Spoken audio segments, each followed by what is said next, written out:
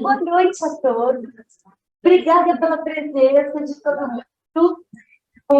Hoje, mais um encontro da Casa de Petrópolis, encontro das palavras, e a gente tem hoje a honra de receber o Bruno Paes Manso. E aí, a gente tem aqui o evento de lançamento do livro dele, que foi best-seller em 2021, 2020, foi lançado o livro pela Todavia, né? E a gente tem ele também na República das Milícias, dos Esquadrões da Morte a Era Bolsonaro. E a gente queria trazer ele antes, né, na efervescência desse discurso todo que a gente precisava fazer as pessoas, enfim, saberem e conhecerem, né, o trabalho do Bruno, em que ele é de São Paulo, mas ele fala de questões que estão aqui no nosso estado, né, do Rio de Janeiro. Para mediar a conversa hoje, a gente convidou a Alice Granato, que é uma jornalista também amiga da casa. Ela é escritora com 30 anos de experiência profissional, já trabalhou nas principais redações do país, entre elas o Jornal da Tarde, o Estado de São Paulo, Revista Veja, Serafina, da Folha de São Paulo, editora do Globo e Jornal O Globo. E aqui na mesa também a gente tem o Luiz Acla, que é o idealizador desses encontros da Casa de Petrópolis. Ele é artista plástico e é também o diretor de arte e cultura aqui da Casa de Petrópolis. Então, eu queria agradecer a presença de todo mundo e também agradecer, enfim, a Nobel por estar aí com a gente como parceira, o CETET também, que é parceiro aqui da Casa de Petrópolis, e o apoio, né, do governo federal, do governo do Estado do Rio de Janeiro, da Secretaria de Estado de Cultura e Economia Criativa do Rio de Janeiro, através do edital Retomada Cultural 2. Obrigada. Eu queria agradecer a presença de todos, em nome da Casa de Petrópolis, em nome do... Eu agora, nesse agradecimento, eu quero agradecer em nome da Casa de Petrópolis, em nome das primas e dos primos que compõem a Casa de Petrópolis. E dizer que isso aqui eu sinto como uma parte de um Natal da esperança que nós estamos vivendo, né? Então, os concertos são uma parte importantíssima do Natal da esperança, e a reflexão faz parte da esperança, porque quem tem esperança reflete, pensa sobre o futuro. Então, abriu-se uma nova luz para o futuro entre nós. Então, muito obrigado por terem vindo. Eu passo a palavra para o Bruno.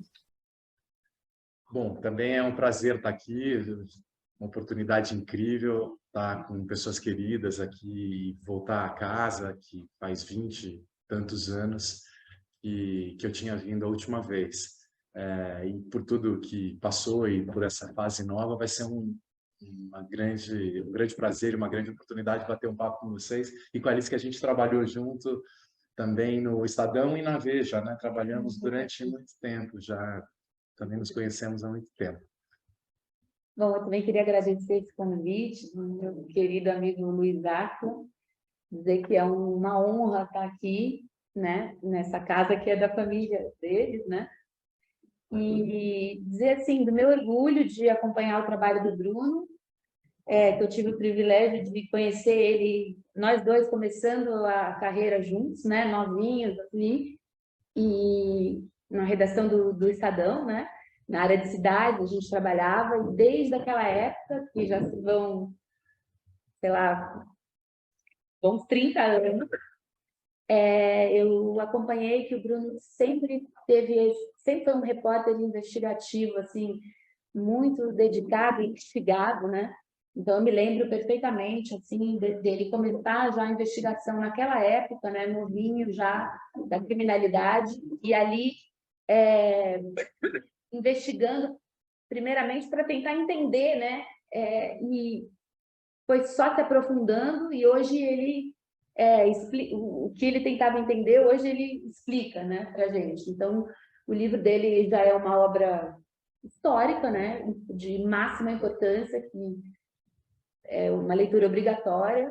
O podcast, eu não sei se vocês já ouviram, mas é assim, é uma coisa de fôlego, assim, que você não consegue parar de ouvir, te pega, é muito, muito forte, né? E extremamente, assim, competente, bem apurado. Então, assim, é muito interessante também observar, assim, como sendo repórter também, né?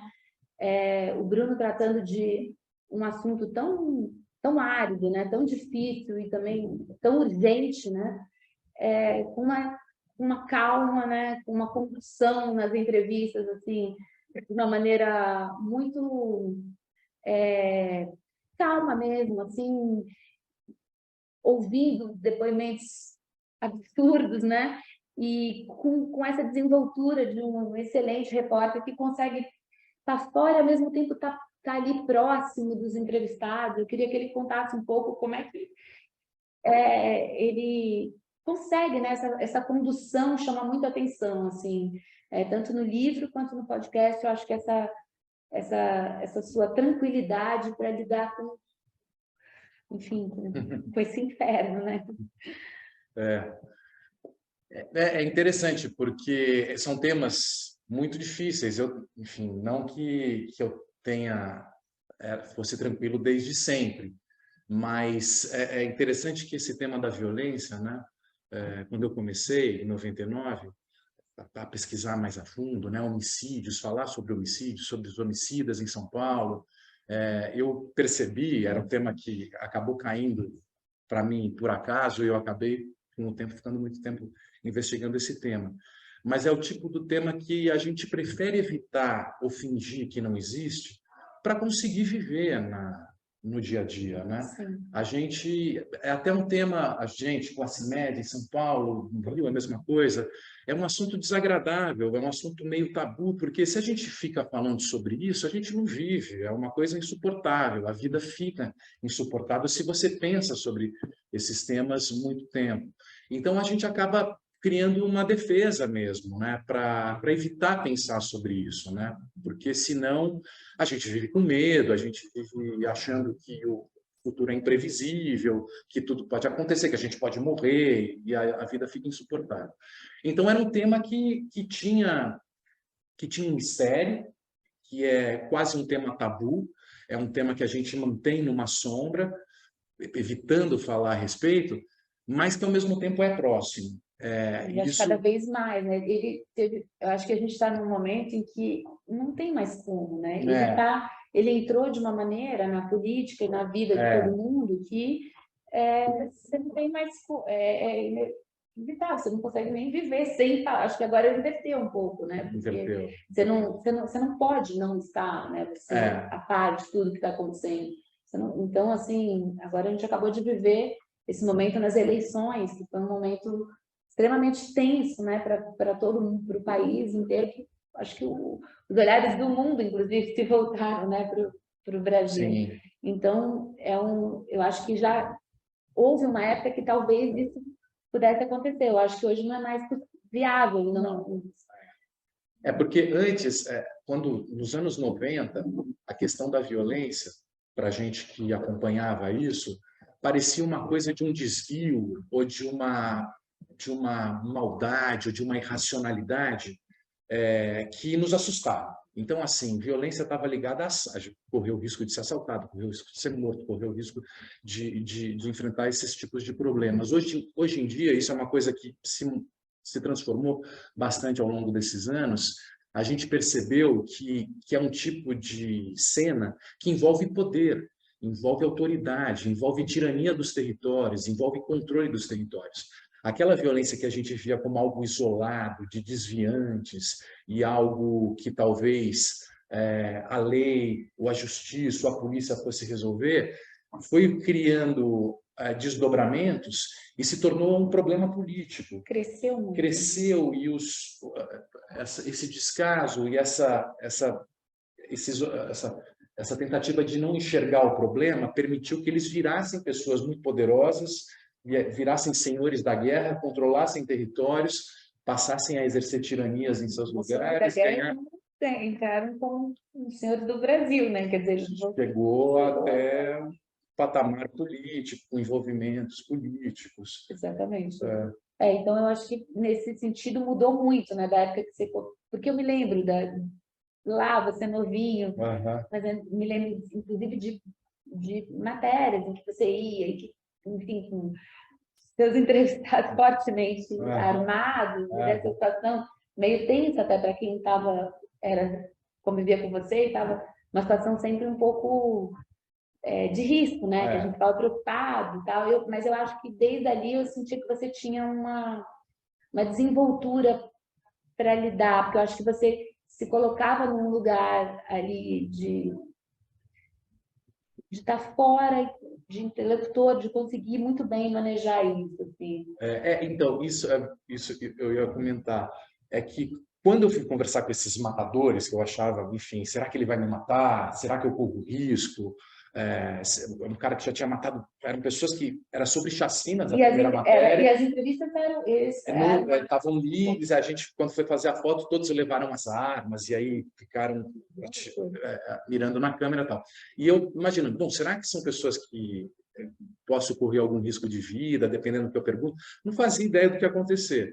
E aí eu comecei a conversar com vários e eu percebi que era muito parecido comigo. Assim, eles tinham um discurso muito claro, assim, muito evidente, de que eles matavam só quem merecia morrer. Eles falavam, nunca matei nenhum inocente.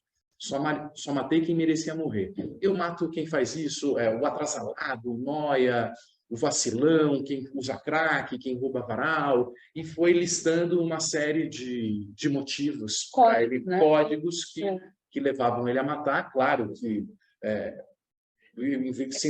porque você na sua operação tem vários códigos que vão se... mas havia um código em comum e uma ética que não era coisa de imprevisível, não existia uma loucura, não existia algo que eles não iriam me matar, porque eu não fazia parte do escopo de vítimas potencial.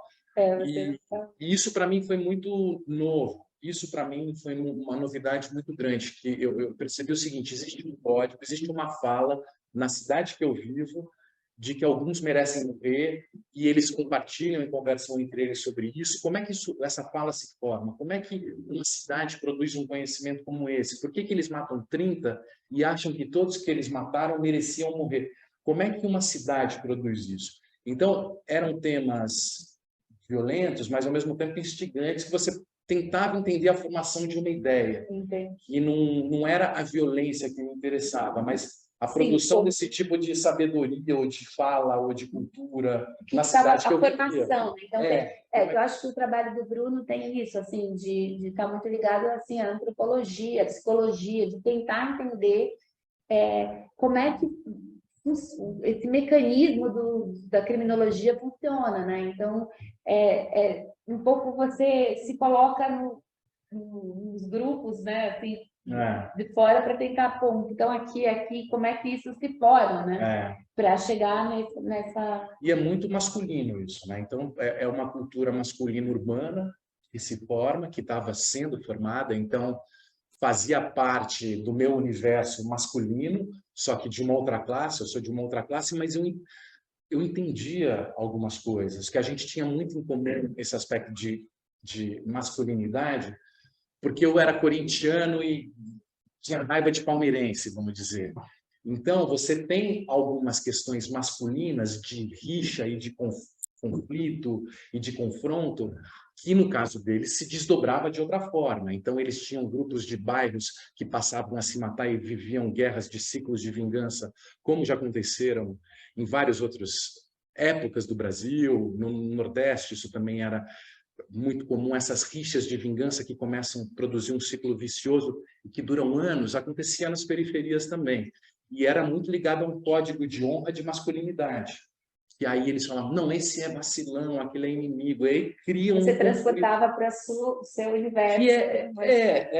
Para tentar entrar ali. Que tinha algo que eu entendia, que era, claro, que com outras consequências, uma outra classe, em decorrência de um outro contexto, mas que era compreensível, não era loucura, não era irracionalidade, não era algo que eu não conseguiria entender. Eu conseguia entender, era racional, era lógico, tinha uma lógica própria cruel, mas era possível compreender um processo de O que que informação. tá querendo dizer? O que eles... Isso fica muito nítido, assim, eu acho que dá para entender que você está ali se colocando, mesmo nas coisas mais chocantes, assim, você tem um lugar muito interessante de ouvir, né? E se colocar, enfim, no lugar, às vezes, um lugar terrível, né? De um bandido, mas assim, tentando compreender e se colocar. Isso é muito legal.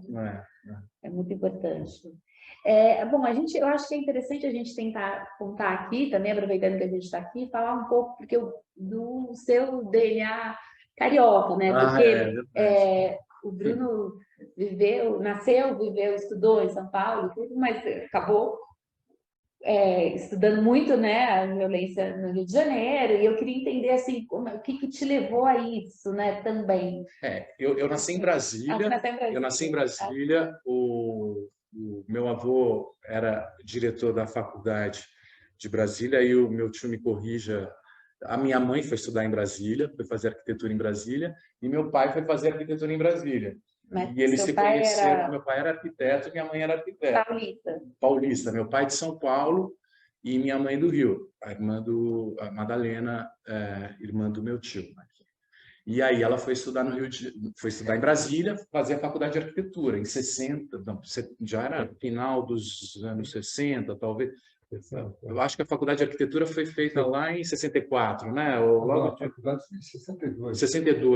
62. Sua mãe estudou em 65 a 68. 65 a 68, isso E aí eles voltaram, se casaram, né? Meu pai e minha mãe. A gente nasceu em São José, quer dizer, a gente nasceu em Brasília e eles voltaram para trabalhar no INPE, em São José dos Campos, que ficava entre o Rio e São Paulo. Ficava perto de São Paulo, da família do meu pai, e perto do Rio de Janeiro, a família da minha mãe.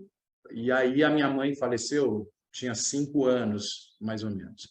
E aí eu vim muito para o Rio, na casa dos meus avós, anualmente, vim aqui e tal, e fui criado mais próximo da minha família de São Paulo, dos meus avós, que de São Paulo, pais do meu pai, que acabaram me criando.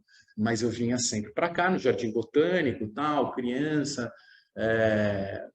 uma visão Zona Sul, assim. Como é que é a sua relação com o Rio de Janeiro? Assim, bom, de pequeno você está contando, mas hoje, tendo esse mapeamento todo que você tem do Rio, assim, você consegue ainda olhar o Rio assim? Como é que você vê o Rio? Eu acho que o Rio é a alma do Brasil, o coração do Brasil, vanguarda cultural. Eu acho assim, essa história aristocrática de escravidão também ao mesmo tempo, toda essa mistura, berço dos principais movimentos culturais brasileiros. Eu acho que, de alguma forma, o Rio é vanguarda nacional. E a minha impressão é que, se o Rio não vai bem, o Brasil não existe. Assim, se não acontece aqui, se não acontece aqui, porque é um pouco dessa... isso é curioso, vindo para o Rio mais, assim, tentando pensar sobre o Rio, me dá a impressão que esse aspecto aristocrático... O Rio tem um aspecto aristocrático mesmo, né? Desde Dom Pedro II até a Rede Globo, que enxerga o Brasil com olhos históricos e uma coisa meio Gilberto Freire, assim, tentar entender a cultura nacional e tentar compreender um projeto nacional. São Paulo tem um aspecto mais burguês, assim, mais cafona até, né? Porque, de alguma forma, reproduz um modelo, não tem uma cultura própria nacional, reproduz uma cultura de fora e gosta, tem um papel no Brasil, mas não é um papel de produção da própria alma do nacional. É algo que meio que consome, que gosta. Cosmopolita, né? Cosmopolita também, com um olho muito para o lado de fora, com um olho para cá também, mas não tem algo autêntico. Assim, é interessante, tem um aspecto mais burguês, mais voltado à produção de mercado, a consumo, outra... Tem duas imigrações fortes, né? Tem imigrações também. O Rio tem uma característica muito forte também, né? Portuguesa. dos bares, dos botiquins, dessa coisa da rua, né? Quer dizer, são cidades, na minha visão, assim, complementares, assim, porque o Rio é uma cidade totalmente outdoor, né? Assim, e nesse sentido, como uma cidade de praia, ela é naturalmente mais democrática, Sim. porque ela é mais aberta. Então, na praia acontece de tudo, todo mundo tem acesso. Então, ela é uma cidade... E São Paulo é uma cidade mais indoor, né? Quer dizer, ela é para dentro. Nesse sentido, eu acho que elas são muito diferentes e muito complementares. Assim, eu gosto das duas, assim, de estar... E tem assim, aí no processo de urbanização, né, quando cresceu o Rio de Janeiro, quando cresceu São Paulo, quando viraram mega cidades, também viveram processos diferentes. O Rio deixou de ser capital federal nos anos 60, né, mas ao mesmo tempo você tinha um centro político importante, mas você não tinha políticos habituados a lidar com a cidade. Vocês tinham, quer dizer, o Rio de Janeiro tinha políticos antenados com as questões nacionais. São Paulo vive um processo de desenvolvimento muito ligado à Igreja Católica, na época, né, que cria uma série de movimentos, a indústria também, sindicatos, que vai desembocar na produção, na fase da democratização do Partido dos Trabalhadores, dos partidos de esquerda, dos anos 80, da Nova República. O Rio, de alguma forma, tem as associações de favela, mas que tem uma relação com os políticos mais clientelistas, né, de troca você consegue serviços públicos numa determinada comunidade, consegue votos para eleger determinado prefeito, uma relação mais clientelista muito ligada aos territórios, então você cria poderes nos territórios, e quando chega o tráfico de drogas, né, que é nos anos 80 e 90, isso tem um impacto muito diferente nas duas cidades. São Paulo cresceu pelas bordas, nas periferias de São Paulo, então os bairros novos ficavam distantes do centro. E o consumo da droga é no centro. Então, para você comprar droga em São Paulo, você não vai na quebrada, a gíria lá de São Paulo é a quebrada, você não vai na favela comprar droga. Você liga, o traficante vai no bar, vai na balada, não é uma questão territorial, não exige um controle territorial. No Rio de Janeiro, como o mercado de consumo... mais separado, né? Mais perto, Zona Sul, por exemplo, você quer comprar droga na Zona Sul, você pode ir no Rio, No Rio, geograficamente, tudo misturado. Está tudo tudo misturado. divisão. E aí, para você vender a droga no varejo, você precisava exercer o controle sobre o território. Então, virou uma característica do mercado de drogas varejista aqui no Rio, de um controle territorial armado, associado a uma história, que é uma outra característica própria do Rio, da polícia com a contravenção. Aqui, que é em decorrência do jogo do bicho, que é uma das máfias mais fortes aqui do Brasil, né? Desde anos 40, anos 50, você tem uma polícia que sempre teve uma relação muito próxima com a contravenção e com o jogo, que sustentava de alguma forma. Vem o tráfico de drogas, essa relação permanece e os territórios começam a ser controlados com grupos rivais disputando o mercado e territórios, criando uma dinâmica muito própria do Rio de Janeiro, né?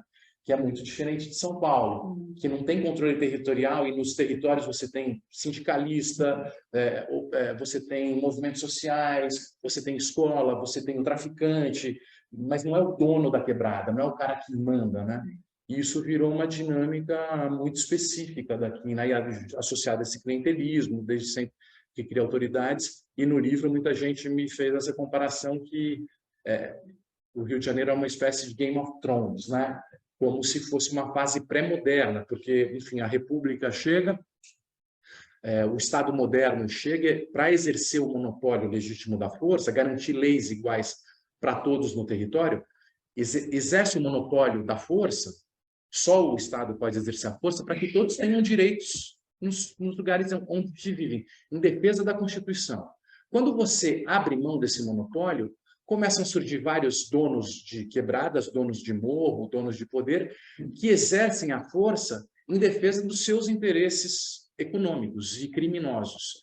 Então, você acaba terceirizando, delegando esse poder, e você vive numa fase pré-republicana, pré-moderna quase, né?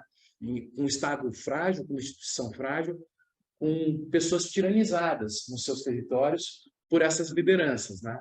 Que acabou virando um drama, né, aqui do Estado.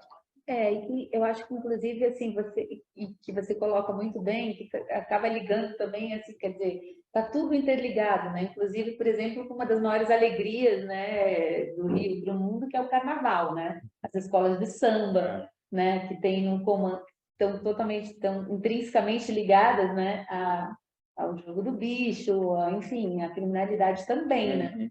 Então, assim, isso você coloca assim de uma forma, enfim, essa ligação no Rio que acaba, a criminalidade que acaba permeia um pouco tudo, né? Tá tudo meio ligado. Eu acho que também agora era interessante a gente falar um pouquinho dessa coisa das eleições, né? Que a gente acabou também elegendo agora, né? Um carioca, né? Pelo governo do São Paulo. Eu queria que você comentasse um pouquinho enfim, esse estudo todo que acabou indo para, quer dizer, está só crescendo, né? Porque isso foi para São Paulo. Né? Então, como é que a gente... como é que a gente... Tarcísio.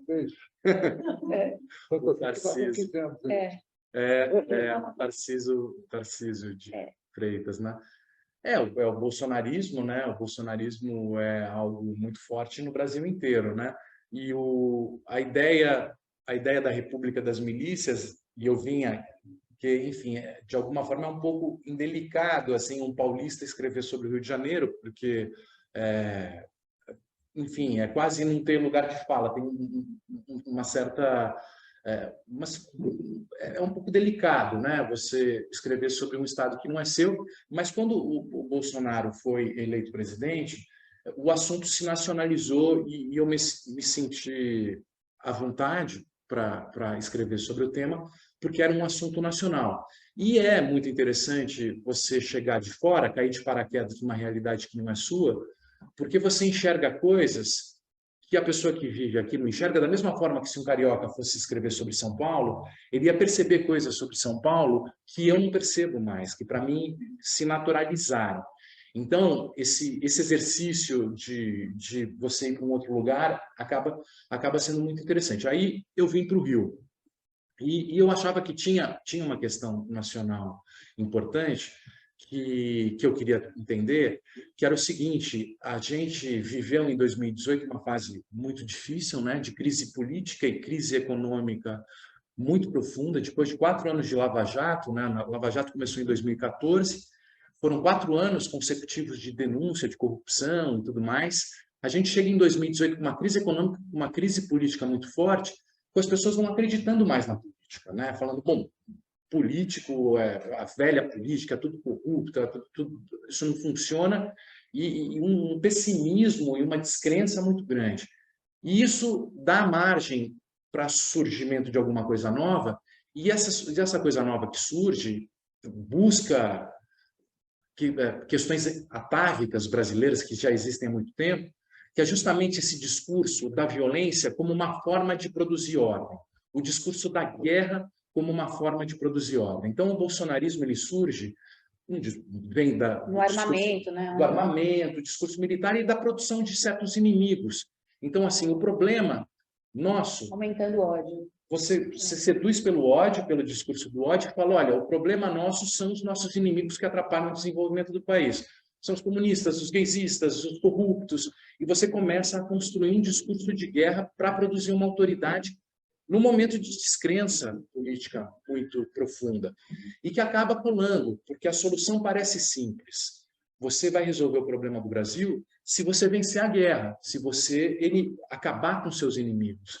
E que, de alguma forma, acaba sendo muito parecido com o discurso miliciano, que aqui no Rio de Janeiro se fortalece nos anos 2000 como uma autodefesa contra a expansão do tráfico de drogas. O tráfico de drogas já existia desde os anos 80 e 90, dominando o território com aqueles tiroteios no meio da rua.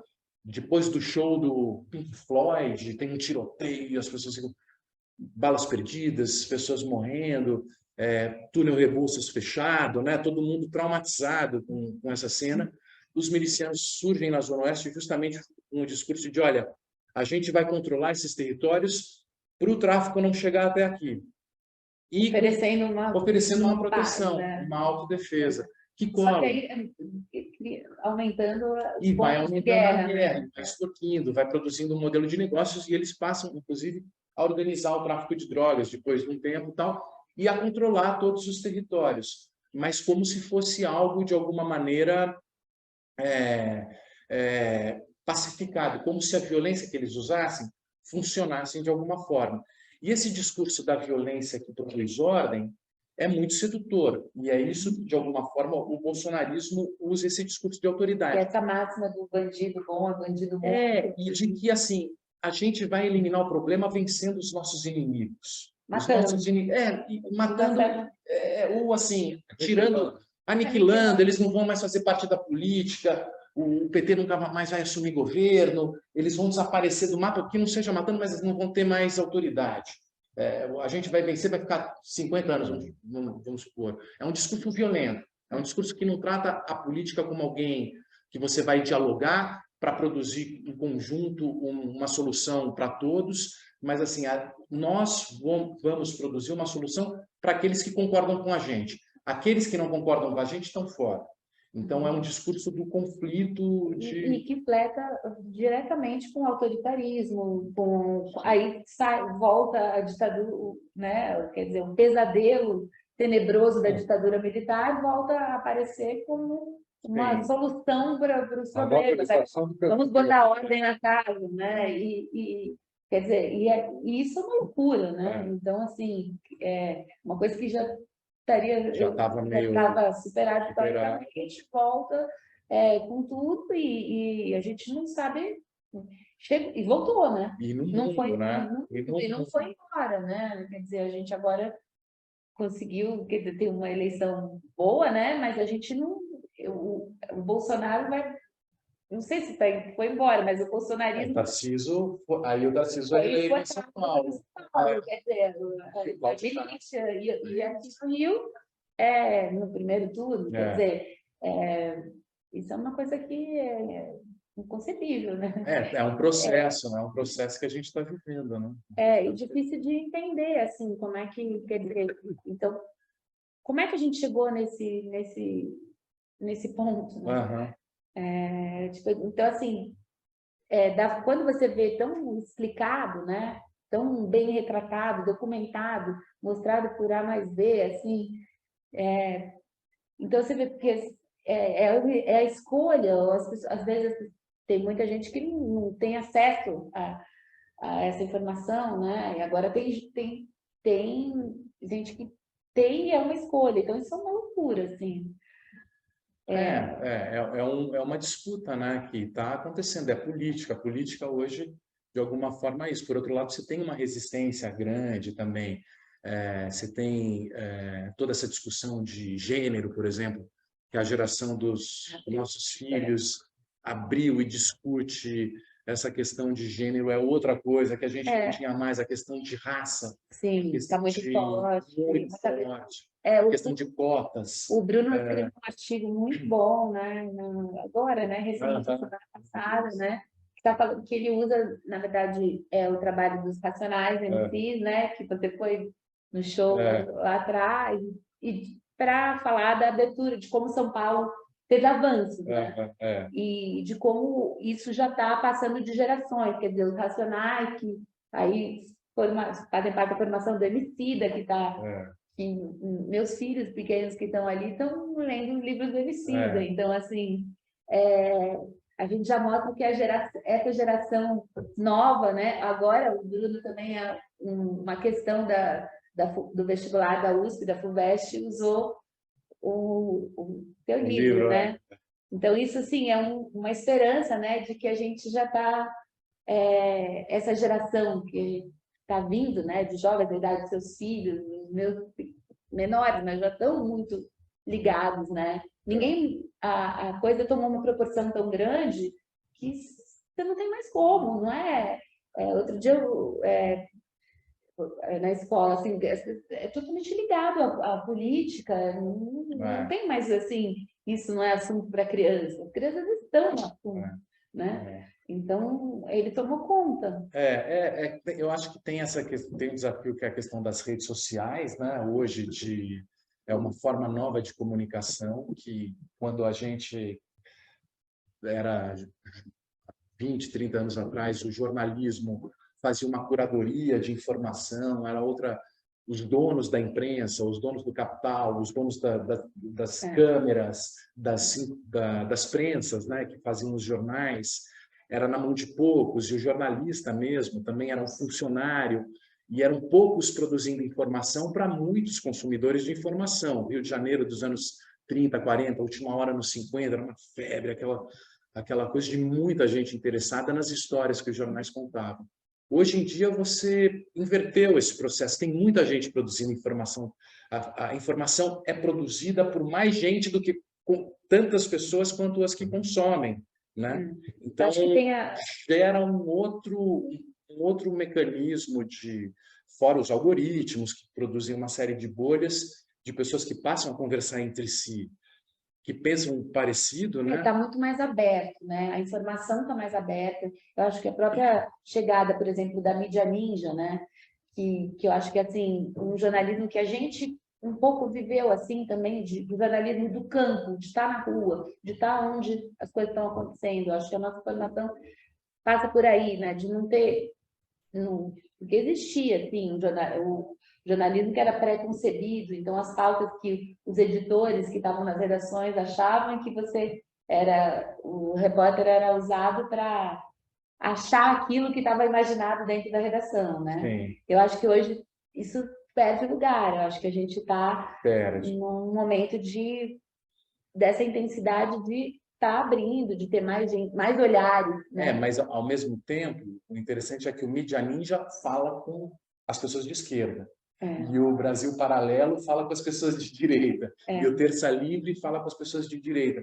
E as pessoas começam a se isolar em ilhas. E passam a ter muita dificuldade de se comunicar sobre temas em comum. Cada um vê o mundo de acordo com a perspectiva da sua bolha. Sim. Então, você tem pessoas, por exemplo, acampadas, ou mesmo divididas, né? Você tem um mundo muito mais dividido, com grupos isolados entre si que têm dificuldade de se comunicar. Então, hoje em dia, se você vai conversar com um grupo que não faz parte da sua bolha, por exemplo, um grupo de direita que se informa pelos veículos de direita, simplesmente não tem diálogo, não existe diálogo. Tem um filme muito bom que saiu agora, na época um pouquinho antes das eleições, que é O Transe, da Carolina Jabor e da Anne Pinheiro Guimarães, que mostra justamente ela sai para filmar, quer dizer, ela sente a necessidade, ela queria fazer um filme de uma ficção, mas a realidade estava melhor que a ficção. Uhum. Então ela acaba fazendo um misto entre ficção e realidade e não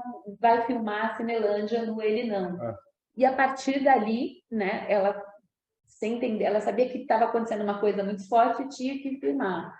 E então o filme conversa muito, procura entrar nessas bolhas e em todas. Então, assim, é bem interessante para você ver os caminhos todos que estão ali presentes, né? E como entender aquilo tudo, né? Tentando entender aquilo tudo. Mas o Ele Não foi uma loucura. Porque foi muita gente para a rua, né? 2018. Na Cinelândia. Na Cinelândia, em São Paulo também, no Largo da Batata, mas assim, uma multidão. E a impressão é que a eleição tinha virado lá. Eu saí, bom, agora acabou, Bolsonaro vai perder. E foi o inverso. Aconteceu o inverso. O Bolsonaro cresceu e se fortaleceu. O grupo passou a... Claro, teve fake news na história, mulheres fazendo uma série de ações que não tinha nada a ver com ele não, mas que começou a ser compartilhado, o feminismo, não sei o quê. E cresceu o bolsonarismo. E era uma coisa... Aquilo foi algo que eu falei, isso é novo, eu não estou entendendo nada. Como isso aconteceu? Foi uma coisa muito... Caramba, como assim? Teve a prisão do Lula, enfim, foi um monte de coisas. Mas já tinha, o Lula já estava... Era o Haddad estava começando a crescer. Foi uma coisa porque era teve muito forte. Teve a facada. Teve a facada. Eu queria fazer uma observação sobre o que o Bruno estava dizendo. Primeiro, no início da palestra, do sentido nacional da política carioca. Porque, enquanto o Rio de Janeiro era a capital federal, o prefeito do Distrito Federal era o presidente do Senado. Quer dizer, já era, quer dizer, era a capital federal, quer dizer, era da federação. Sim. Brasília, Articular com as questões nacionais, né? Brasília, talvez, em termos de administração municipal, é menos federal do que foi o Rio de Janeiro. E também falar que eu te contei que eu tive com a Alba Zaduar, que faleceu, a socióloga, e um dia ela se queixou dos paulistas. Ela disse, os paulistas vêm para o Rio fazer pesquisa e não nos citam, não citam os sociólogos cariocas que estão fazendo pesquisa. Eu falei, tem o Bruno. Falou assim, o Bruno cita a gente. Eu falei, ele é meu sobrinho. Falei, então é por isso. Mas a Alba era uma diva, né, da sociologia do Rio. Ela era porque ela era super polêmica e ela tinha coragem, ela se expunha. E eu adorava isso dela, porque ela tinha problema em comprar briga e ela comprava briga com todo mundo. Eu lembro que uma coisa que ela não gostava, a Alba, é quando falavam mal da Globo. E achava, ela ficava muito brava. Ela falava, bom, o que esses paulistas estão falando mal da Globo? Eles preferem a Band. Fiquem com a Bandeirantes, com a SBT, então. Para de encher o saco. E é verdade, né? Você vai comparar a Globo com o SBT, que o SBT e a Bandeirantes é muita cara de você falar, tenta ser sério, assim, formal, aquele jeito. E a Globo tem esse aspecto mais aristocrático, assim, de Dom Pedro II falando sobre Tieta, né? Eu acho que tem uma coisa também, quer dizer, que a mudança da cara do jornal. Aquele jornal, talvez até os anos 40, era chantagem, era imprensa marrom. Tem a história daquela senhora que é sobrinha tia do Sérgio Bernardes. Ela era... não. O pai do Sérgio Bernardes, o grande arquiteto, tinha um jornal. Ele começou a fazer uma campanha contra uma senhora que tinha se divorciado, tinha se separado. Mas uma campanha terrível contra essa mulher. E chamavam a prostituta não sei de onde e tal. Um dia essa mulher vai na redação e procura o fulano. Queria falar com o fulano, o diretor. Ele falou, não está, mas tem o irmão dele, ela vai e mata o irmão. Que era o pai do Sérgio Rodrigues. Nelson Rodrigues. Pai do Nelson. É do Nelson Rodrigues, né? Rodrigues. A família do... Não, o que morreu foi o pai do Nelson. Eu acho que o pai do Nelson Rodrigues, que era o diretor, não morreu. Não morreu, exatamente. Morreu o Sérgio Rodrigues, pai do Sérgio Rodrigues, arquiteto. Olha só. Que é o irmão que não tinha nada a ver, né? Um desenhista maravilhoso, fazia um desenho para Silvestre, muito bom. Então, eu acho que aí a imprensa começa, depois de um certo período, começa a ficar mais fina, assim, né?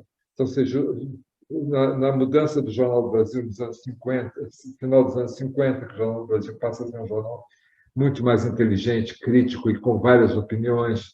E depois, quando o Globo acaba o Jornal do Brasil, o Globo absorve todos os jornalistas do Jornal do Brasil, né? O Globo melhorou também, né? Mas principalmente o Jornal do Brasil, que é um jornal que você lê com prazer. Que inova, né? E que inova. E o Chateaubriand fez o MASP chantageando também os empresários. Né? Conseguiu as obras, que eles comprassem as obras. Tal. Agradecemos a família fulana de tal por ter doado essa obra e todo mundo deve ter errado o preço. Eu acho que essa chantagem do bem. Chantagem do bem.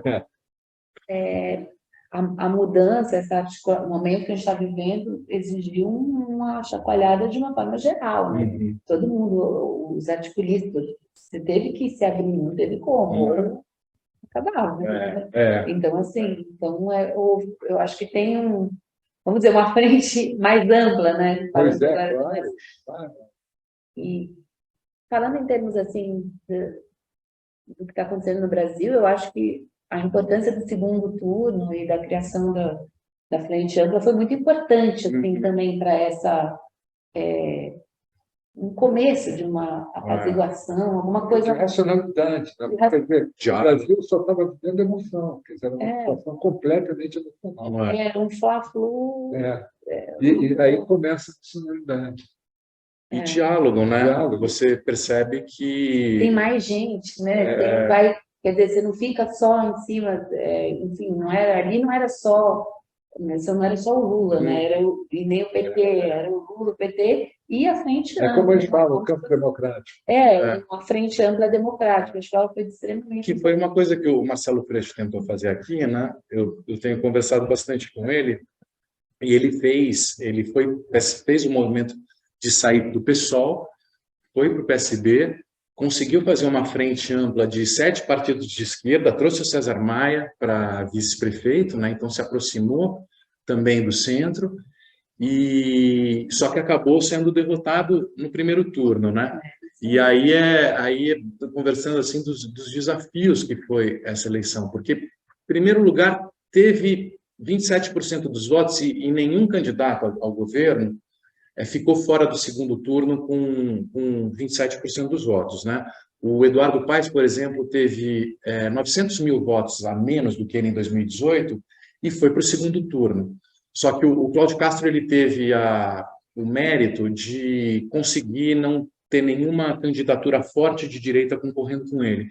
Então, o segundo turno acabou indo para o primeiro turno, porque o outro candidato da oposição, que era o ex-prefeito de Niterói, eu esqueci o nome dele, do PDT, Rodrigo Neves, né? Rodrigo Neves teve 8% dos votos, somando com os 27 do Marcelo Freixo, dá 34, tal, que é mais ou menos o que a esquerda teve em alguns outros lugares, por exemplo, em Minas Gerais teve 35% e ficou fora do segundo turno também, o candidato ao governo de lá, que era o prefeito de Minas. O Zema ganhou no primeiro, o Calil ficou fora do segundo turno. O Haddad conseguiu ir para o segundo turno porque tinha o PSDB com 20%. Então, lá em São Paulo, tinha o histórico do PSDB, que está há mais de 20 anos, o bolsonarista e o candidato de oposição. Então, conseguiu ter um caldo maior para que o Haddad, com 34% no primeiro turno, fosse para o segundo. Aqui não. E aí teve a venda da companhia de água, a SEDAI, né, que permitiu que o governo asfaltasse ruas no estado inteiro, conseguindo apoio de prefeito. Então, você teve uma base de prefeito muito grande. Teve o escândalo da CEPERJ, que era não sei quantos milhões, 200 milhões, se não me engano, né, que permitiu que todo dia tivesse 20 mil pessoas segurando uma bandeira nas esquinas, que eu acho que foi a campanha das mais caras do Brasil inteiro, né? Porque isso implicava 50 reais por pessoa, 20 mil pessoas, dava R$1 milhão por dia só para balançar bandeirinha, que o esquema da CEPERJ permitiu, né? Eram cabos eleitorais contratados, né? E, ao mesmo tempo, um empenho muito grande nos territórios e dificuldade de fazer campanha nos territórios. Milícia, tráfico não autorizavam, tal. Então, ele foi eleito no primeiro turno, provavelmente não chega no final do mandato, já tem uma série de ações desdobrando, provavelmente será mais um governador a ser preso e vive um drama que ainda não está conseguindo sair, né? Porque eu acho que tem uma cena que é muito interessante, que é outra cena, que, enfim, é o que eu estou escrevendo agora e completamente alucinado por esse tema, que é dos evangélicos, né? Que é dos pentecostais e do crescimento do pentecostalismo.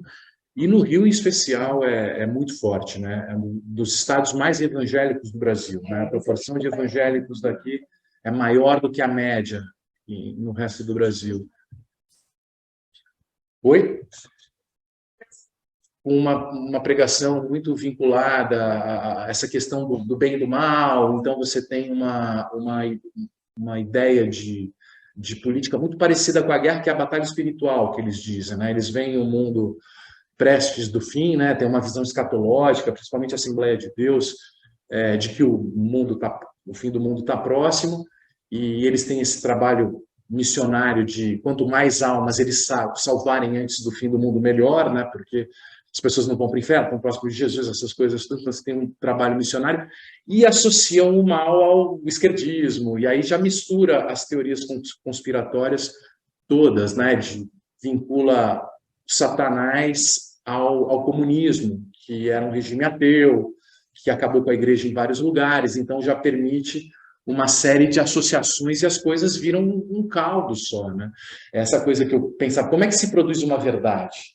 Então, o problema não é nem a fake news, é a construção de novas verdades e que passam a fazer sentido para outras pessoas, porque elas acreditam em coisas que a gente não acredita, mas que faz sentido para muita gente. Você vai Muita gente produzindo que compra narrativas. essa narrativa facilmente. É. Depois para você tirar isso é muito difícil, né? Eu acho que houve com essa, eu acredito, né?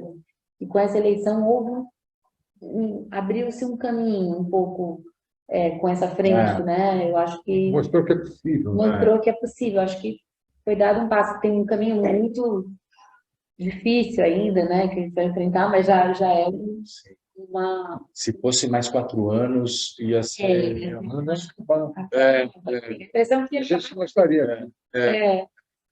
acho que Eu conversei muito com o Marcelo Freixo, porque ele vai escrever uma autobiografia, e eu serei o ghostwriter, vamos dizer assim. Então, a gente tem conversado, era até para sair antes da campanha, mas ia sair muito perto do lançamento, ia sair 2 meses antes, ele achou melhor que não saísse. Ou seja, eu ouvi muito esse debate sobre possíveis soluções para o Rio.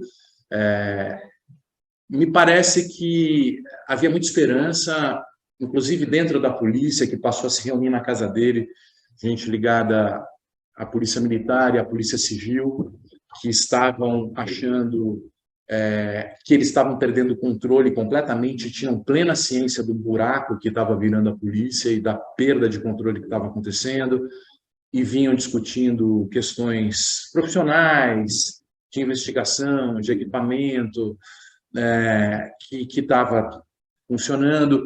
Tinha uma ideia de você produzir um Estado, não um Estado interventor e produtor, mas um Estado, por exemplo, que pensasse em projeto. Tem uma cena nova, uma discussão nova na economia hoje em dia. É uma espanhola que é professora da London School of Economics, que ela usa o exemplo da missão americana à Lua, em 1970, que eles trabalhavam por projeto. Então, o papel do Estado é juntar universidade, empresários, professores, a partir de projetos que o Estado faça a ponte entre diversos atores. Então, por exemplo, o Marcelo estava trabalhando muito com essa ideia de pensar agricultura com produção de alimentos para a escola pública e não sei, pensar em projetos e o Estado fazendo uma série de intervenções. Você tem o petróleo, cresceu para caramba o preço do barril, então há uma entrada de verba.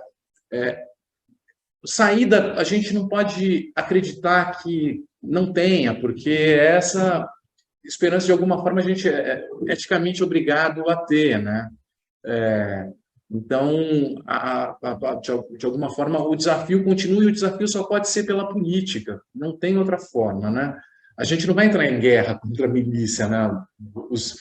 Os intelectuais hippies e pacifistas, né?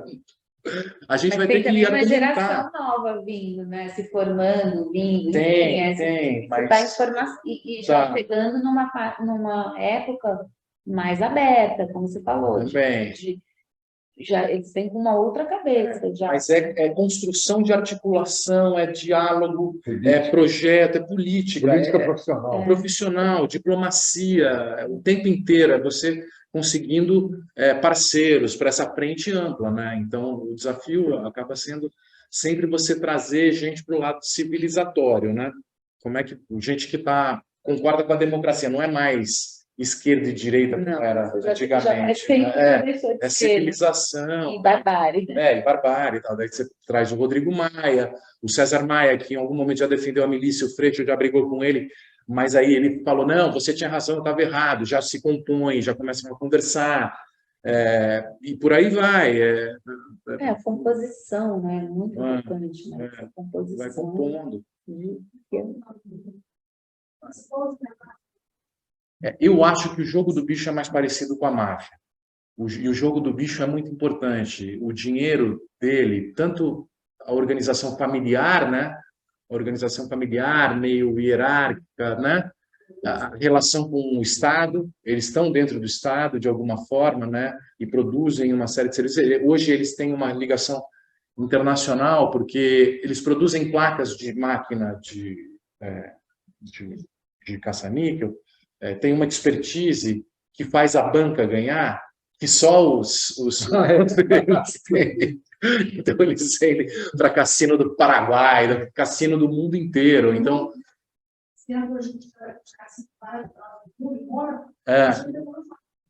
tem as máquinas. E a chapa que dá mais dinheiro para a banca é a especialidade do bicheiro carioca. Então, eles já têm conexões com a máfia de Israel, não sei o quê. Então, acho que é mais parecido. Eu não diria que foi a gente que deixou isso acontecer, porque é um fenômeno que está acontecendo no mundo inteiro, né? Esse fortalecimento da direita. Eu acho que o que está acontecendo hoje, até por causa dessas questões relacionadas à transformação da comunicação e da formação dessas bolhas, é que a gente está percebendo a capacidade do ódio de seduzir as pessoas. O discurso do conflito, o discurso da guerra, ele lida com medo, lida com emoção, e isso dá um gatilho de engajamento muito maior do que o discurso racional e de longo prazo que a gente estava acostumado, de alguma forma, a fazer com o processo de democratização do debate de política pública. Vamos fazer o SUS, vamos fazer escolas, ou vamos pensar em déficit público e o superávit primário. O debate público vinha nesse patamar a partir da democratização, ou então quais as políticas sociais, renda família, exigir que a criança vá à escola. Você tem um grau de racionalidade aí acontecendo. O bolsonarismo e o fortalecimento da direita, ele vem com esse discurso emotivo, que apela para a emoção. E a gente acaba ficando em desvantagem mesmo, tentando convencer as pessoas, não, veja bem, esquece o seu medo agora e que você pode morrer amanhã ou ser assaltado no ponto de ônibus às 5 da manhã. Vamos pensar no médio prazo como é que a gente resolve isso, porque matar o ladrão que vai te roubar no ponto de ônibus não vai adiantar. Tudo bem que vai parecer que o mundo vai ficar mais seguro para você e que para você... Mas é um debate muito difícil. É um debate muito difícil. Que aconteceu no mundo inteiro, esse desafio de você usar racionalidade e médio prazo com emocional urgente, que parece resolver urgente o problema. Então, fica uma discussão desproporcional. Eu acho que esse é o principal motivo. Agora, sobre a pergunta do Thiago, sobre o método, assim, o instrumental que eu usei, eu tento, um pouco isso que eu estava falando, me interessa muito a formação desses discursos que seduzem. Então, como é que você começa a produzir um discurso de autoridade, como é que as milícias funcionam? Essa sempre foi a minha questão. Mas eu tento construir, e o livro é isso, é o meu lado mais jornalístico de contar a história, construir um arco narrativo que permita você entender a fotografia atual das milícias, indo para os anos 50, resgatando a história do Esquadrão da Morte, e a ideia de por que essa violência redentora perpassou 5 décadas de história do Rio de Janeiro, do Brasil, mas mais especialmente do Rio de Janeiro, e como é que ela foi se transformando, o modelo de negócio, mas com uma ideia-chave, que é essa ideia de a violência funciona, ela pode ser pedagógica, as pessoas aprendem quando eu uso a violência, aprendem a respeitar a lei e aprendem que vai morrer se não respeitar a lei. Como é que essa ideia surge nos anos 50 e perpassa e vai se transformando e dando poder e configurando um tipo de política que vai dar nas milícias? A ideia foi um pouco Parece que o brasileiro tem um certo apetite por ordem, né? Não sei se eu acho que faz parte da condição humana mesmo, né? A gente não consegue viver sem previsibilidade, sem achar. Você imagina achar que pode morrer amanhã porque tem um assaltante que pode fazer qualquer coisa e você fica. Isso é insuportável mesmo, né? E isso talvez é uma coisa que a esquerda dê pouco valor, né? Essa importância de você viver num mundo previsível. e construir esse mundo previsível e dar valor a um tipo de ordem de solidariedade que a direita sabe manipular muito bem, de uma forma populista, mas que a esquerda parece que isso não é um problema também, deixa de lado, né? E a segunda pergunta que você me fez sobre o Exército. Eu acho que a afinidade desses militares, do Braga Neto, dos bolsonaristas hoje, é sobretudo ideológica, não no chão e de dinheiro.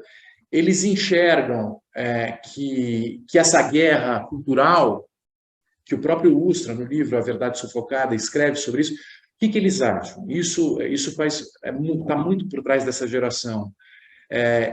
Nos anos, é uma geração formada numa ideologia militar que veio da guerra da Argélia francesa, do exército francês, na época da guerra da Argélia, e da Indochina, Vietnã, tudo mais, que o que aconteceu? Os comunistas, ou os nacionalistas, os anticolonialistas da Argélia, tinham exércitos ridículos, minúsculos, ou mesmo Cuba, pequenos, mas mesmo assim venceram grandes potências armadas. E o que eles começaram a perceber? Que existia um desafio da guerra cultural. Quando você tem uma ideologia muito forte, às vezes, por mais armas e tanques que você tenha, você vai perder quando você perde a guerra cultural. Então, o que eles vinham falando é o seguinte: a gente fez 21 anos de ditadura e a gente perdeu a batalha cultural, perdeu a guerra cultural, e os comunistas estão voltando ao poder. Com a Dilma. A Dilma era o exemplo da Comissão da Verdade.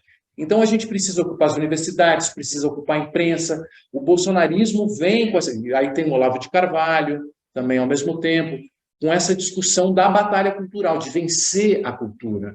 É o gramscianismo, é o Gramsci. A Revolução Comunista ia ser feita sem uma gota de sangue, porque a esquerda ia ocupar todas as instituições. E isso faz parte de um debate militar. E eles acham que eles estão...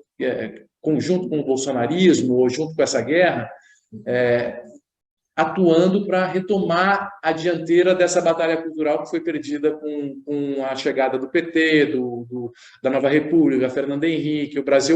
O direita do Brasil era um socialista, Fernando Henrique, que era um comunista também, então, a Folha, comunista, a Globo, comunista, fica essa coisa, mas é uma questão ideológica mesmo, não que eles recebam grana do cara do Rio das Pedras, sabe? Não é isso, é uma coisa, uma visão de mundo meio de direito. Não sei se é menos ruim, mas não sei se é menos ruim. Sobre a Marielle, né? Sobre a Marielle, já sabe quem foi o autor do disparo, né? Que é o Rony Lessa e o Elcio Queiroz. Então, o Rony Lessa era uma figura ligada à polícia, ao 9º Batalhão, foi segurança do Rogério de Andrade, né, que é o sobrinho do Castor, trabalhou junto do Jogo do Bicho, e o Adriano Magalhães da Nóbrega, que é cuja mãe e a mulher trabalhavam no gabinete do Flávio, também trabalhava para a família Garcia. Então, é um grupo de policiais que trabalhavam para bicheiros, né? Existia o grupo de policiais que trabalhavam com bicheiro, algumas frentes diversas. Então, tinha o Adriano, que trabalhava com o Rogério, o Rony Lessa, que trabalhava com o Rogério de Andrade, o Adriano, que trabalhava com a família Garcia, do Miro e tal, e que montou o Escritório do Crime, que era um grupo de pistolagem que matava para os bicheiros, né? Quando os mais velhos começaram a morrer, os filhos começaram a brigar pelo espólio, aí o Adriano montou um grupo especializado para matar, ganhando, para entrar nessa guerra. E o Rony Lessa era o capo, quer dizer, era o matador, o segurança do Rogério de Andrade. Era um cara que tinha especialidade em dar tiros em carro em movimento, né, porque ele não tem uma perna, perdeu a perna numa explosão. Então, para mim, uma coisa que foi muito surpreendente, quando isso aconteceu, todo mundo já sabia disso, né? Todo mundo já sabia que tinha um grupo de matadores que atuava para bicheiro, que matava dessa forma, como a Marielle morreu, e durante 6 meses tentou se incriminar uma outra pessoa, que é embuchar, que é uma gíria que, até no livro eu falo, é uma gíria que tem várias gírias do crime, do Rio, que eu conheci no Rio, que dá muito a cena da especificidade do Rio, desde espólio de guerra, até arrego, que é mais conhecida, mas da forma como faz parte do vocabulário, o espólio de guerra, Troia, que é o cavalo de Troia, quando uma série de artifícios que fazem parte da criminalidade, e o embuchar era um outro que fazia parte da criminalidade. A divisão de homicídios embucha homicídios para falsos culpados. Isso faz parte da tradição da DH.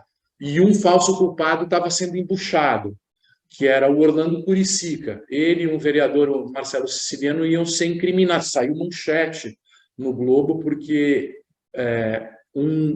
testemunhas deram depoimento na divisão de homicídios, uma coisa muito bem montada, e chamaram o repórter do Globo que quando você tem um depoimento no inquérito, no papel, e contando detalhes, você dá no jornal. Todo mundo queria saber quem matou a Marielle. E eles deram isso. E já estava tudo armado, e o cara tentava dar o depoimento da prisão, falou, não fui eu. O Orlando Curicica começou a chamar o Ministério Público, aí ele mandou uma carta para o jornal O Dia, falando, não fui eu, estou tentando embuchar. Mandaram ele para um presídio federal no Rio Grande do Norte, longe, sabe? Ele falou, agora ninguém vai ouvir. Aí uma promotora aqui do GAECO, a Simone Sibilio, entrou no caso. Aí ela falou, eu vou ouvir esse cara de qualquer jeito. E aí tentou ouvir esse cara, ele falou, não, você está aqui para me ferrar, vocês são do Rio, vocês vieram para me ferrar. Ela consegue conquistar a confiança do cara, e ele conta toda a história do Rony Lessa, do escritório do crime. Aí a coisa vem à tona. Agora, a dúvida é quem mandou matar, né? Mas isso já foi bem importante.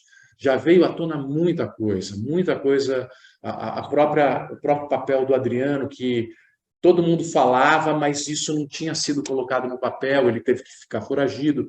Depois que a Simone Sibilio entrou, são umas mulheres do GAECO muito corajosas e muito competentes e comprometidas, que tiraram essa tampa do caldeirão.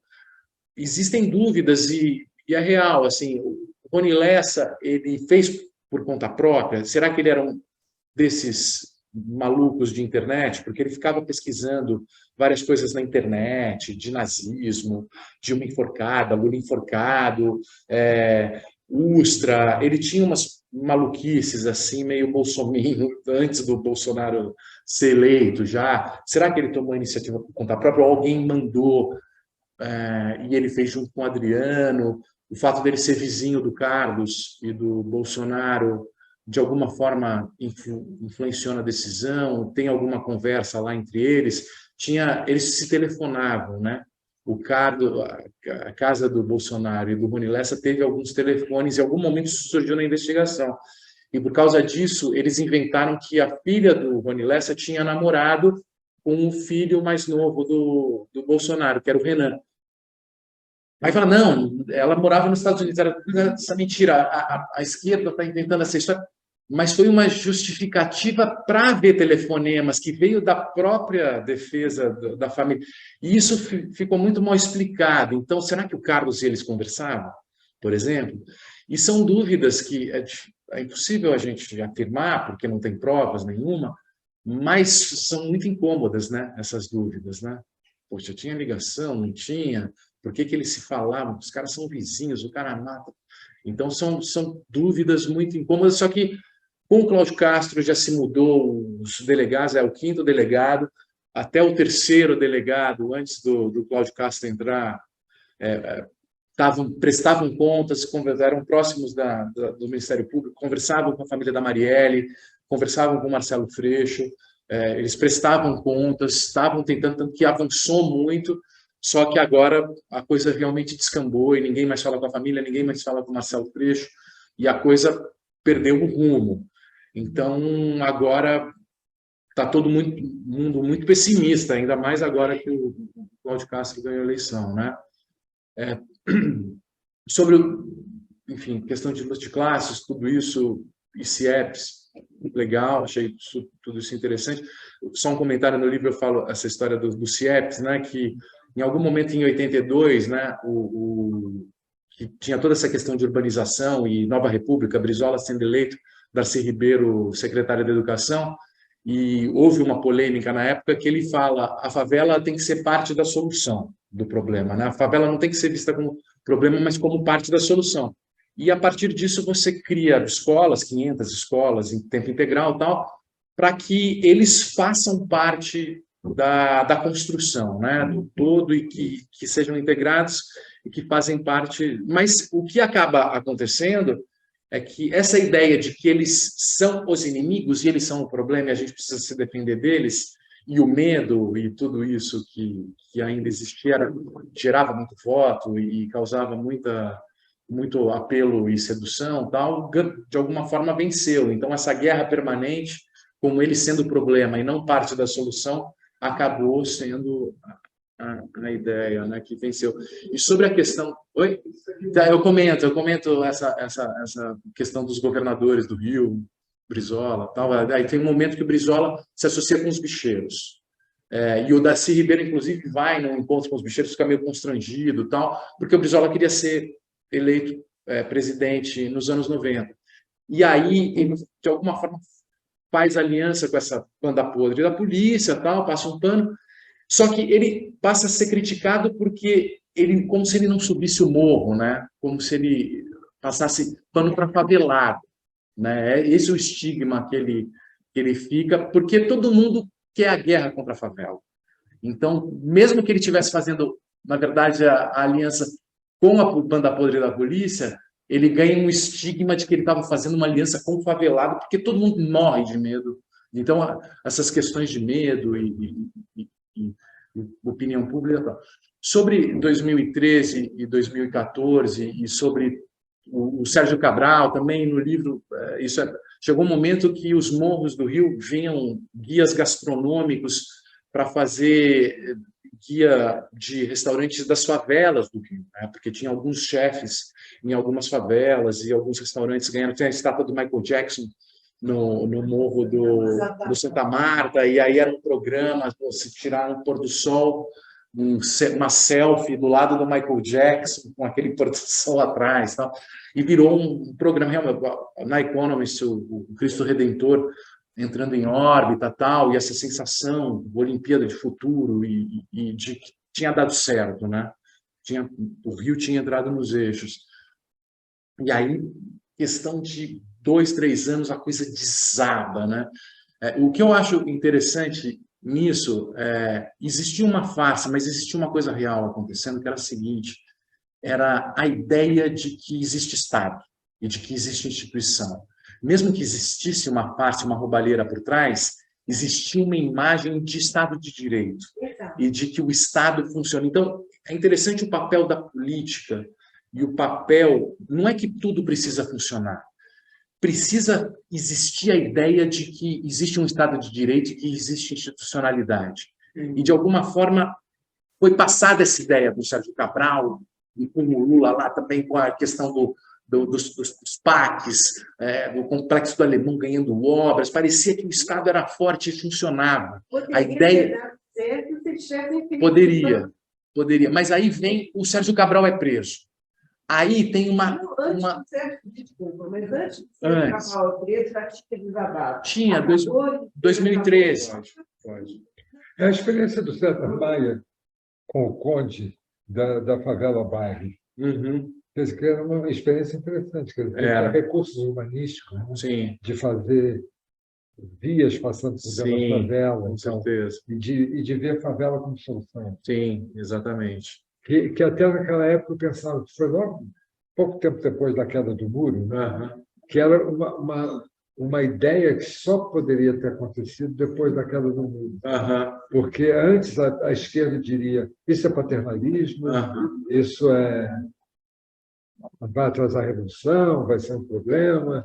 E a direita fala: Deus me livre, a favela vai descer por essa estrada que vão fazer. Então, houve um momento ali bem pós-muro, que houve momentos racionais. É verdade. De ideia criativa. E amorosa. De fato, é muito interessante. Eu acho, claro, hoje em dia a gente tem uma outra visão de tudo que aconteceu, consegue ver com mais clareza, né, e com mais objetividade. Mas tem um aspecto interessante da nova república, que eu acho que é muito interessante, que é a gente vem dos anos 60, quando era proibido o voto de analfabeto. Então, era uma dimensão da democracia muito reduzida comparada com o que viria a ser depois de 21 anos de ditadura, com 90 milhões de eleitores a serem convencidos, uma disputa muito acirrada, e que, de alguma maneira, começa a haver uma disputa nesses anos de nova república que associa com as empreiteiras e com as empresas para financiamento de campanha, que se torna a regra do jogo para conseguir convencer 100 milhões de eleitores com propaganda eleitoral, que vira uma inércia, uma dinâmica que a gente, como jornalista, acompanhou também muito esse momento.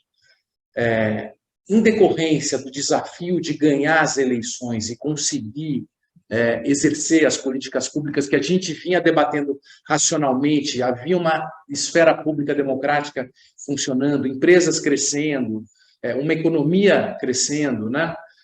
Mas havia um calcanhar de Aquiles, que era essa aliança que vinha sendo feita entre as empresas e a política. Todos que participavam, para ganhar a eleição, precisavam entrar no esquema para participar e exercer as políticas públicas que se queria, né? Que se queria. Então, quando começa a Lava Jato, havia uma demanda muito grande para que isso viesse à tona. E existia muito problema. E todas as questões sociais brasileiras e tudo que o Lula representava, porque, na minha impressão, por exemplo, o Bolsonaro tem vários esquemas de corrupção que não colam nele, e não colam na família. Já o Lula, isso virou um traço característico. Você vai conversar com o Bolsonaro e você fala, o Lula ladrão, corrupto, não sei o quê. Então, o Lula representava uma transformação que vinha acontecendo de 500 anos de Brasil, que deixou as pessoas assustadas. Não só o Lula, mas assim, a modernidade, questão de gênero, virou uma coisa importante que assustava muitas pessoas. O papel da mulher na modernidade passou a assustar os homens. Os homens dos anos 50 e 60 não tinham mais o papel que tinham. A masculinidade passou a ter um outro papel. E as pessoas começaram a associar. O futuro, a indústria deixou de existir, os empregos deixaram de existir, novos desafios de identidade passaram a existir. O que eu vou ser, né? O que eu sou como homem, que eu tinha um respeito dos anos 50. Então, você criou um ambiente propício para o reacionarismo. Eu prefiro voltar para o passado do que encarar esse futuro que eu não compreendo. E o Lula, de alguma forma, representava essa mudança, que meio que veio com a modernidade, mas veio com a urbanização, e ele, de alguma forma, era o retirante que funcionou. Então, existia... Tirou tudo do armário. Tirou as coisas do armário, e as pessoas estavam com muito medo. Então, a Lava Jato era um pretexto para que essa desordem aparente, esse medo, esse abalo na estrutura, fosse, de alguma forma, encarado com muita raiva. E o bolsonarismo representa isso. Vamos voltar para o passado, vamos fazer a guerra contra esse futuro incerto. E essa guerra é para a gente voltar para os anos 50. Meio como o Talibã. O Talibã é assim, vamos voltar para o califado, porque eu não entendo a modernidade. A nossa guerra é para ser o que o califado, 1000 anos atrás, então, mulheres usam burca, não sei o quê, porque eu não entendo a modernidade, enfim. Então, é quase uma guerra num momento de interregno, de transformação, que a gente não sabe o que vai ser o mundo, porque os empregos acabaram, a indústria acabou, é um modernismo que, de fato, a mulher passa a ter um outro papel na sociedade, talvez mais importante do que o do homem.